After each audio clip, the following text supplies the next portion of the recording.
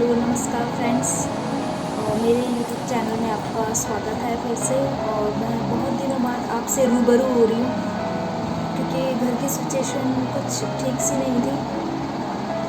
मैं ये अपने यूट्यूब चैनल पे इसलिए नहीं दिखा रही थी क्योंकि घर में जब बीमार होते हैं, और मैंने देखा है बहुत सारे यूट्यूब चैनल पे दिखा रहे हैं कि क्या क्या उनके साथ बीत रही है, कैसे कोविड हुआ, ये सब मैंने इसीलिए नहीं दिखाया क्योंकि मैं नहीं चाहती कि एक नेगेटिविटी का माहौल, एक तो डर का माहौल पहले से ही है और मैं उसको और बढ़ावा दूँ।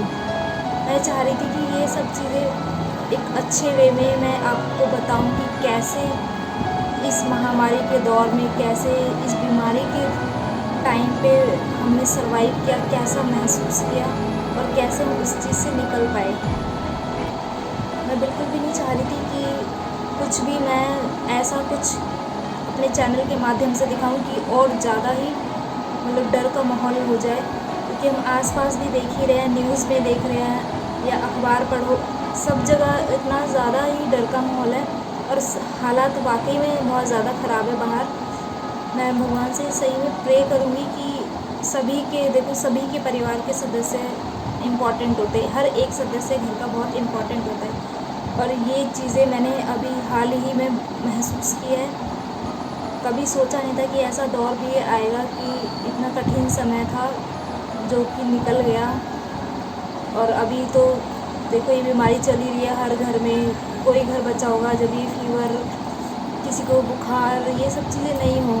कई परिवारों ने अपने घर के लोगों को, खास जो जिम्मेदार लोगों को तक को खो दिया है। मैं सही में बहुत ज़्यादा मैं बता नहीं सकती आपको कैसा महसूस होता है दूसरों का सुन के। और हमने तो ये सब चीज़ें महसूस की है। अपने परिवार के सदस्यों को खोना बहुत ही ज़्यादा ही दुखदाई होता है। ये रोंगटे खड़े हो गए थे जब ऐसी सिचुएशन आई कि इतना डर लग गया था कि कैसे कैसे बचा पाए हम अपने सदस्य को, जो कि परिवार में एक डोर है जिसने सबको बांध रखा है, जो सबसे इम्पोर्टेंट है हमारे घर में। और उसके साथ ऐसा हो तो हम मतलब हेल्पलेस हो गए थे एक वक्त को कि हम क्या करें, कैसे बचाएं। और मैं बताना चाहूँगी कि वो सदस्य हमारे मम्मी जी थी मेरी, जो मेरी मदर इन लॉ है। और हमें बिल्कुल भी एहसास नहीं था, हम मतलब एक सीजनल फीवर की तरह हम ले रहे थे। हमने डॉक्टर से कंसल्ट किया तो उसने भी कहा कि फीवर है, नॉर्मल मौसम चेंज हुआ था, एकदम से गर्मी पड़ रही थी और बारिश और ओले पड़े थे, तो उसके नेक्स्ट डे ही ऐसा फीवर आया था हमारे घर में। और पता नहीं, हम तो बाहर निकलती भी नहीं, मैं भी नहीं निकलती। और इतना ज़्यादा कांटेक्ट जब से ये महामारी टाइप है तो बहुत कम ही कांटेक्ट रहा है, ज़्यादा मिलना जुलना घरों में भी नहीं रहा और बाहर भी। लेकिन कह नहीं सकते किस सोर्स से आया हमारे घर में और हिला के रख दिया, हमारे पूरे परिवार को हिला के रख दिया। फीवर 3-4 दिन उनको ऐसे ही, 3 दिन शायद कंटिन्यू आया, डेली दवाई लेते रहे, लेकिन फिर भी उनका आया, ठीक हो गया। फिर हमें लगा एक बार को बिल्कुल ठीक हो गई, वो ठीक हो गई थी, फिर नेक्स्ट डे फिर चढ़ गया, फिर उनको कफ़ हो गई। कफ़ इतनी ज़्यादा बढ़ गई कि उनके चेस्ट में पेन होने लगा। 2-3 दिन कफ़ रही, उसके बाद वो चेस्ट में पेन हो गया, फिर उनको सांस की दिक्कत होने लगी, घबराहट, घुटन, मतलब ऐसा महसूस होने लगा। हमने वैसे एहतियात के तौर पे थोड़ा सा उनके पास जाते थे तो मास्क लगा के ही जाते थे, घर का कोई भी सदस्य। और जैसा कि प्रोटोकॉल है कोविड का, हाथ धोना है बार बार, तो हम पहले से ही कर रहे थे। और बातों में मैंने बहुत लंबी बात खींच दी है। एक्चुअली मैं बताना चाहती थी कि कैसे मतलब हो जाता है घर में जो हमें पता भी नहीं चलता। लेकिन हमें ध्यान रखना है कि अगर घर में थोड़ा सा भी किसी को है, स्पेशली कफ़ के साथ अगर फीवर हो रहा है और घर के बड़े को हो रहा है, क्योंकि मम्मी जी की एज 55 साल है, और जिनको शुगर, डायबिटीज़ या दमा, इस टाइप की प्रॉब्लम है, उनको ज़्यादा ही ये ख़तरनाक हो रहा है। और मम्मी जी तो हमारी बहुत स्ट्रॉन्ग है, बट उनके लिए ख़तरनाक सिचुएशन इसीलिए आ गई क्योंकि उनका भी फरवरी में ऑपरेशन हुआ था। पथरी का, पित्त की थैली उनकी निकाली गई थी जिसमें पथरी थी, और उसके बाद वो बहुत वीक हो गई। कहते हैं ना, कुछ पता नहीं होता समय का, कब क्या हो जाए। और ऊपर से कहाँ से उनको इन्फेक्शन लगा, कैसे लगा, समझ में नहीं आ रहा। बाहर भी नहीं, इतना जाना ही छोड़ दिया था जब से ये बीमारी का सुना था। तो कह नहीं सकते, देखो कहाँ से हो रहा है। कोई कह रहा है हवा में है, क्या नहीं, समझ नहीं आ रहा। जाते थे मास्क लगा के, लेकिन हमने एक चीज़ बहुत अच्छी की जो आप सभी कर सकते हैं मेरे हिसाब से, जो हमने की, उनको हिम्मत बहुत दी। और एक सदस्य को अगर आप कोविड समझ के या आपको लक्षण दिख रहे हैं, अब ठीक है आप प्रोटोकॉल का ध्यान रखो, दूरी बना के रखो, मास्क लगाओ उनके बाहर, लेकिन प्लीज़ अकेला मत छोड़ो। अगर आप अकेला छोड़ दोगे ना उस सदस्य को, बिल्कुल उसकी बीमारी के साथ, हर एक सदस्य को हिम्मत देनी चाहिए। और हमने न्यूज़ भी सुनना बंद कर दिया था, क्योंकि इतना ज़्यादा डर लगने लगा था न्यूज़ सुन के कि पूछो मत। हमने कई दिनों तक न्यूज़ नहीं देखी, उनको भी नहीं देखने दी। एक डर का माहौल और ज़्यादा, क्योंकि इंसान वैसे ही बीमार है और बीमारी के साथ अगर उसे नेगेटिव न्यूज़ सुनने को मिल रही है तो उसकी हिम्मत टूट जाती है। तो हम बहुत हेल्पलेस हो गए थे उस टाइम पे। मैंने मैसेजेस भी करे थे अपने व्हाट्सएप पे, नीड ऑक्सीजन करके। बहुत सारे मेरे फ्रेंडों ने बहुत कॉन्टैक्ट्स दिए, बट जितने भी कॉन्टैक्ट शेयर हो रहे थे, जो एक दूसरे को फॉरवर्ड हो रहे थे, हम ना पूरा दिन हम उन फ़ोनों को कांटेक्ट करते रहे। ये देवर, मेरे पति के सभी स्विच ऑफ, नॉट रीचेबल और रॉन्ग नंबर, मतलब इस तरीके से आता, कोई भी काम नहीं आ रहा। तो कोई भी फ़ोन नंबर, ऑक्सीजन सिलेंडर, एक से बात हुई हमारी 20,000 का ऑक्सीजन सिलेंडर। हमने कहा कोई बात नहीं, मिल जाएगा। उसने नेक्स्ट डे का टाइम दिया हमें। जब हम गए तो उसे 40,000 का कह कि मिल नहीं रहा है, तो 40,000 का है और 11 बजे मिलेगा। लेकिन 40,000 का एग्री होने के बाद भी उसने मना कर दिया कि नहीं, ख़त्म हो गया है। तो वो एक ऐसी सिचुएशन थी ना कि ऑक्सीजन सिलेंडर भी नहीं मिल रहा हमें, और घर पर मम्मी जी बहुत ज़्यादा उनको दिक्कत हो रही थी। तो वो मम्मी जी बहुत ज़्यादा घबरा रही थी। उन्होंने तो यहाँ तक कह दिया था, मेरा हाथ पकड़ के ध्यान रखना मेरे बच्चों के बारे में, तो ही ध्यान रखना। मतलब मैं बता नहीं सकती उस समय अभी बहुत ज़्यादा हेल्पलेस हो गई थी।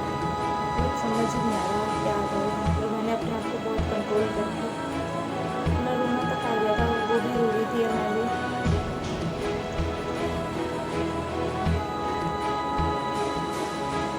फिर मेरे पति ने समझाया कि नहीं, वो ना कि ठीक है, मम्मी जी ठीक हो जाएंगी। फिर मेरे अंदर थोड़ी हिम्मत आई और हमने मतलब उनको समझाया कि आप बहुत इम्पोर्टेंट हो और आपको जीना है और हिम्मत रखनी है।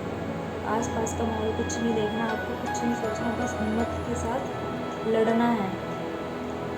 हमें उस वक्त ये भी नहीं पता था कि इनको कोविड है या नहीं है, क्योंकि आसपास के डॉक्टर से हमने कुछ ऑक्सीजन अवेलेबल, कुछ हमने सजेशन मांगे, तो उन्होंने कहा कि इनको कोविड के ही लक्षण है। और हॉस्पिटल में 2 दिन चक्कर काटने के बाद भी कोई हॉस्पिटल में बेड ही अवेलेबल नहीं था, कहीं ऑक्सीजन नहीं थी। मतलब एक नॉर्मल बंदे को क्या क्या बीतती है, वो हमने 2 दिन में फेस कर लिया था कि बाहर क्या समस्याएं चल रही है, और ये रियल है हर बंदे के लिए। फाइनली मैं बताना चाहूँगी कि लास्ट जब उनको ऑक्सीजन लेवल की बहुत दिक्कत हो गई थी, पापा जी को पता नहीं क्या सोचा कि बड़े हॉस्पिटल लेके चलते। आर्मी का एक बड़ा हॉस्पिटल दिल्ली कैंट में था, शायद सुना भी हो, RR हॉस्पिटल। और वहीं हम रात को 8 बजे यहाँ से लेकर गए और वहाँ जाते ही एडमिट कर दिया। सबसे अच्छी बात ये थी कि जाते ही उनको ऑक्सीजन लगा दिया, एडमिट नहीं किया। सबसे पहले उनको ऑक्सीजन दे दिया, इंजेक्शन वगैरह जो वो कर सकते थे जाते ही उन्होंने कर दिया। और उसके बाद उन्होंने एक दूसरे हॉस्पिटल में रेफ़र किया। उस समय तक भी उनका कोई टेस्ट नहीं हुआ था, वो टेस्ट कर रहे थे, उसकी रिपोर्ट आनी बाकी थी। लेकिन उन्होंने सारे लक्षण वगैरह देख के कि कोविड के ही लक्षण हैं, उनको रेफ़र कर दिया था दूसरे हॉस्पिटल में। और वहाँ पे गुड़गांव के एक हॉस्पिटल में, और वहाँ पर उनका मतलब प्रॉपर तरीके से उनका इलाज हुआ, बहुत अच्छी तरीके से। सुबह 5 बजे जाके वो एडमिट हुई, क्योंकि बेड भी खाली नहीं थे, उसमें सिचुएशन बहुत ज़्यादा ख़राब थी। वहाँ से एम्बुलेंस आई, लेकर गई रात को ही 10-11 बजे एम्बुलेंस आई और फिर लेकर गई। 5 बजे जाके मतलब बेड मिला। ये पेशेंट इतने सारे थे, लेकिन बेड मिलते ही हमें इस बात की तसल्ली हो गई थी कि हाँ उनको ऑक्सीजन मिल गई है और उनकी हालत मतलब स्थिर हो गई है, मतलब अब इतनी ज़्यादा प्रॉब्लम नहीं होती। और ऑक्सीजन लेवल भी ऑक्सीजन लगा के उनका 90 के आसपास होने लगा था, 90 प्लस ही आ रहा था। और सच्ची में मतलब आर्मी को तो मैं हैंड्स ऑफ करूँगी कि वो तो एक तरह से हमारी लाइफ में ईश्वर कह लो, भगवान कह लो, वही बन के आए कि उन्होंने पूरा मम्मी जी को जीवन दान दे दिया। एक नया जन्म मम्मी जी को मिला। घर में अगर हमें ऑक्सीजन सिलेंडर भी मिल जाता ना तो हम उतना नहीं कर पाते। दवाइयाँ ये सब चीज़ें जैसे सुनने में आ रहा है कि ये दवाइयाँ नहीं मिल रही है, इसकी ब्लैक मार्केटिंग हो रही है, ऑक्सीजन की ब्लैक मार्केटिंग हो रही है, तो वो हम घर में भी नहीं उनकी देखभाल कर पाते अगर वहाँ पे उनको एडमिट नहीं किया जाता। तो मैं उनको तो बहुत ही धन्यवाद दूँगी कि उन्होंने सब कुछ मतलब अच्छे तरीके से किया और मम्मी भी बहुत जल्दी से रिकवर होती रही वहाँ पे। और खाने में भी बहुत अच्छे से ध्यान रखा, दवाइयों का हर चीज़ उन्होंने बहुत अच्छे से देखभाल की। और 12 दिन के बाद आज 12वां दिन है और मम्मी जी हमारे साथ घर पर हैं। हमने उनका वेलकम भी किया था और मैं वेलकम की वीडियो आपके साथ शेयर करूँगी। और मैं उन सभी का तहे दिल से धन्यवाद करूँगी और थैंक यू बोलूँगी जिन्होंने मेरे इस मुश्किल समय में, बहुत मुश्किल समय था, इतने मुश्किल समय में उन्होंने बहुत सपोर्ट किया। एक मेंटली जो सपोर्ट होता है ना वो बहुत किया, जितना वो कर सकते थे। नंबर शेयर किए ज़्यादा से ज़्यादा, मतलब सबको इतना कंसर्न हो गया था कि बस कैसे भी हेल्प की जाए, जितना वो कर सकते थे उन्होंने हेल्प की। मैं सबको थैंक यू बोलूँगी। मेंटली उन्होंने बहुत सपोर्ट किया और मैं प्रे करूँगी कि प्रभु ईश्वर किसी के परिवार के साथ ऐसा ना हो, सब सुरक्षित रहें, स्वस्थ रहें और सब अपने परिवार के साथ रहें, कोई भी सदस्य के साथ ऐसी घटनाएं ना हो। Thank you.